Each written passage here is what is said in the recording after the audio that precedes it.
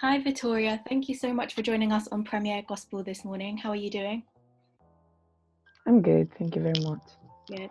So, obviously, first of all, congratulations on getting into the University of Warwick and also for getting all of the funding for your course and your grant money and everything, including a donation from Taylor Swift.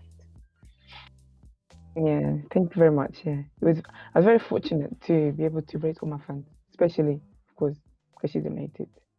Definitely. I want to start with your testimony in a way. You've obviously been hmm through a lot at such a young age, and I just want you to share it with us because I think it will really encourage our listeners. Because obviously, so your father passed away when you were younger, and then you moved Yeah. away from your mother, who is still in Portugal, so that you could live with your family in the UK to study here. And when you came here, is it correct that you didn't speak a word of English? Yeah, that's correct. Wow.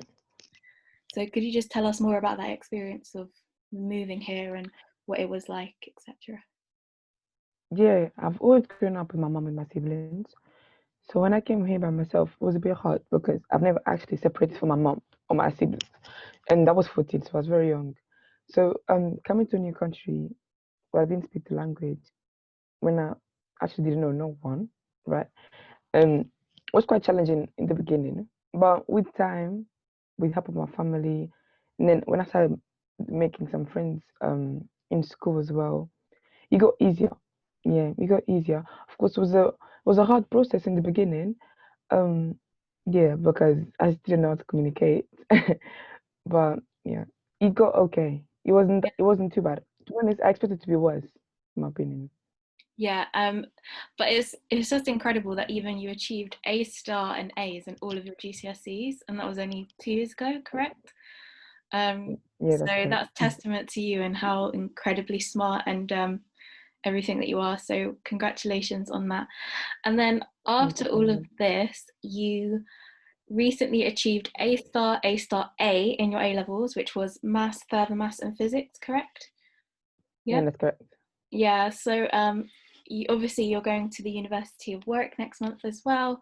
So could you just tell me that, so despite all of these achievements, you weren't eligible to receive maintenance loans or grants from the government in the UK due hmm to various socio-economic issues. So how did you overcome all of that?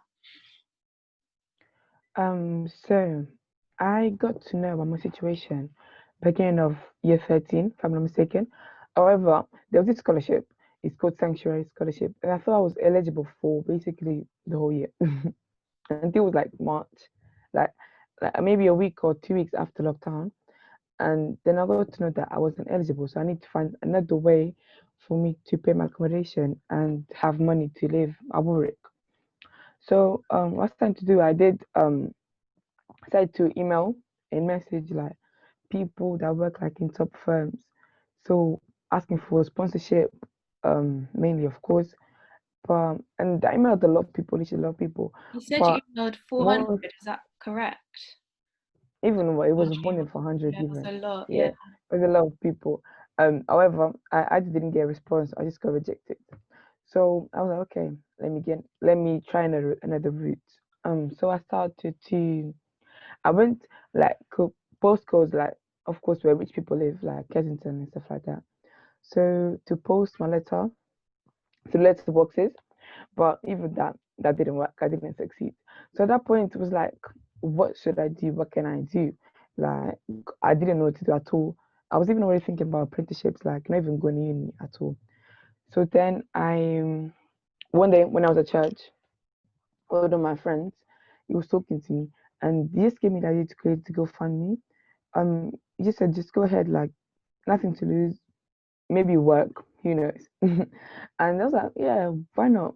And then I did, and it was really good. I can like first week I there at 10K in the first week, so I was like, wow, like this is going quite fast. And then the second week I only got 5K, and then the third week, the beginning of the third week was quite slow, like it was not increasing by much. So I was already not getting too worried, but I was already seeking for ways that could increase my funds. until of course she donated on Thursday. So then yeah, you have to do Yeah, much, I guess. that's incredible, honestly.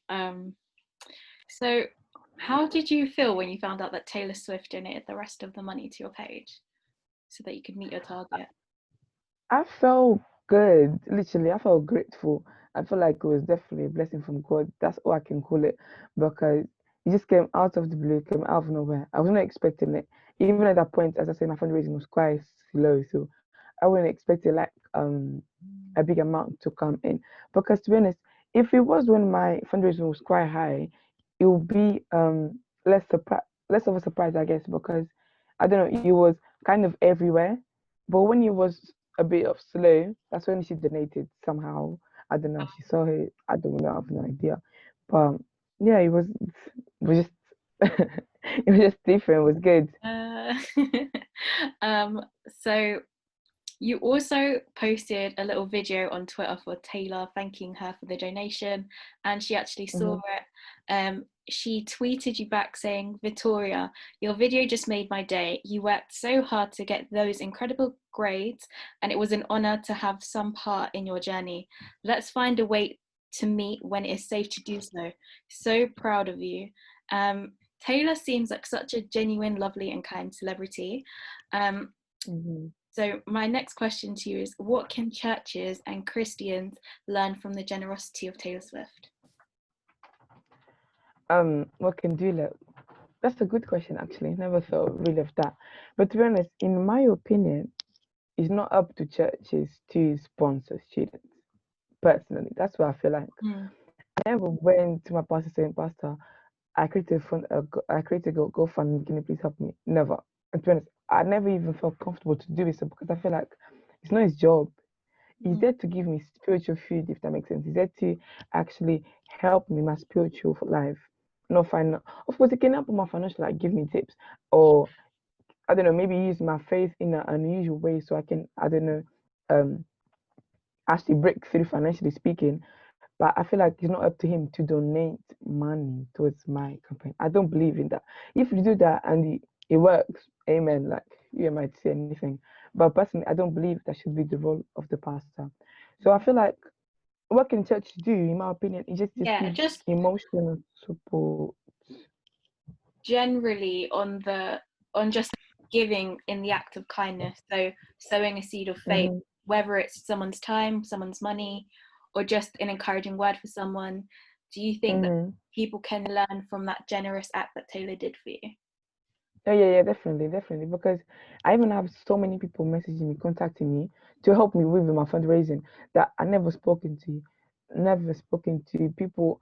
Literally, they do things so much Yeah. for free because they knew that I was not gonna pay them, and they were like, oh, but don't worry, I don't want money anyways. So it was just like it was pure kindness, was pure I don't know, they just being very nice with me. Mm, And that surprised me, I'm not gonna lie, because yeah, of course, if it was from close friends, it would be less of a surprise. But if it's like sorry, strangers mm, out of nowhere, it does is different, I guess. But I feel like yes, I feel like churches maybe should learn in terms of kindness, giving a words of faith, supporting the people, not just spiritually speaking, even emotionally. And yeah, and I feel like just give that encouragement that if one person was able to do it, everyone is able to do it, in my opinion. Yeah. definitely. So, obviously, your faith played a massive part in this whole process and getting you where you are today. But can you just tell us more about your experience of being a Christian in the 21st century, just being a young person? Yeah, to be honest, I only started taking my faith more seriously. I'll say during the lockdown. I feel like because there was time that it was just well, of course I was not going out. And it was the time that I was more um close to God. It was definitely the time that I got closer to God. Definitely. And I feel like I was kind of pushed to do that because I don't know, there was not much to do in the house. So I guess you start looking for the things to do. So I started looking for God, I guess. And well, it was good because it not just changed me. Of course, I know this was a blessing from God, of course, I know. And it's what people say to me. If God used Taylor Swift to do it, but even if it wasn't Taylor Swift, you used someone else to do it. Mm, and I do believe in that. But I just feel like before even I had to receive this financial blessing, at first I changed my inside. At first I changed my character, my personality, changed my relationship with my family, so many things before I actually got this financial blessing. So I feel like it wasn't just given to me by God out of the blue. There was a process beforehand before this even happened. So it's almost like a pruning process where God is eliminating Yeah, all the things that are not of Him, and so we can reflect yeah, His love and His kindness. And yeah. It's more true. There's Christ. even because like I feel like even though after like the 400 people, I could have easily given up, but I feel like it was always God saying like, calm down, continue, do more. I don't know, but just keep going. Even of course, even my friend that spoke to my church, I do believe of course it was God that used it because it was it was just so unexpected as well. Yeah, So yeah, because it's amazing how God will literally use the people around you, and I find it incredible that God would be so just so humble as to even use us to be examples of His love. So people yeah, can only look at your situation or other situations similar to it and go, that's only because of God. That's supernatural that happened. mm-hmm. You know, and Yeah, it true. just so happens that Taylor Swift, who is someone of influence in the world, was the catalyst to kind of give you that opportunity. So it just shows you, doesn't it? It's amazing. Yeah, that's very true. Mm-hmm. So you are planning to study maths, and then you want to go into the STEM industry, is that correct, in the future when you Yeah, graduate? And yeah, that's obviously correct. for people who might not know what that is science, technology, engineering, and maths. So what would you like to do within your career? I was thinking of pursuing a career in technology, or what maybe I'll most probably do, become an actuary. Actually be an actuary. Yeah, because I know it's a field that I know not many girls do it at all, and it's a field that's in need. Yeah, and I feel like I'll see myself there definitely. Amazing.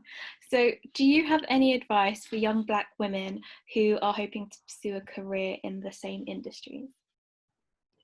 Yes, first of all, not be afraid. Not be afraid. I feel like there's so these negative stigma like around maths and STEM particularly, but in my opinion, it's worth a try. Just try. That's what I would say. There's nothing. It's not like a monster. Like it's nothing that deep. I feel like once you dive in with the open mind, and then of course with the mindset to succeed, to wanting to do better, you can definitely do it. I feel like even at A levels, like personally, I thought that A level maths would be harder, and I didn't find it that hard because I did for the maths, most probably, but it was not that challenging. I'm telling you. So I feel like everyone is actually able to do it, is capable to do it, definitely. And now all I'm saying is give a try. You have nothing to lose. Just give a try. And my final question for you is, do you have any gospel songs or Bible verses that helped you through your entire situation and just Mhm. encourage you that you'd like to share with people? Yeah, definitely. So my favorite Bible verse is Philippians 4:13, very well known. I can do things through Christ who strengthens me. And because I feel like that's all I did during this time is I was able to do all things because Christ was there to strengthen me. Christ was there to make sure that even if I felt like giving up, he used someone else to, I don't know, to pull me back on, if that makes sense, to always for me to even to allow for even to allow me to be where I am right now. And gospel songs, oh, I love gospel songs, man. And of course, there's so many. I want to say that I have a favorite one because I just like so many. But definitely one that I like is Excess Love. I forgot who sings it. Um, William, the I forgot his name, but he's the black Gal? singer. Is it? Yeah, Yeah. yeah, that one. It took a Tig, a Tig. Even when recently that I've started to listen a lot is "Have My Heart." It's really good. I think that's from this gospel group, which I forgot the name as well. Um, but it's really good, really good. But yeah, I feel like Philippians 4:13 Mm, will get you through everything, literally. amen. And Mhm. finally, is there anything that you want to share or tell people to encourage them? And also, is there a place where people can find you online, on Instagram, on Twitter, on your GoFundMe page? Like anything that you want to plug? Go ahead. Hmm. So I like to say is, please, please do not copy exactly what I did, because of course this was, yeah, a successful testimony. Um, but it doesn't mean it will work for you. And of course, I'm not saying this in a bad way, but this is the truth.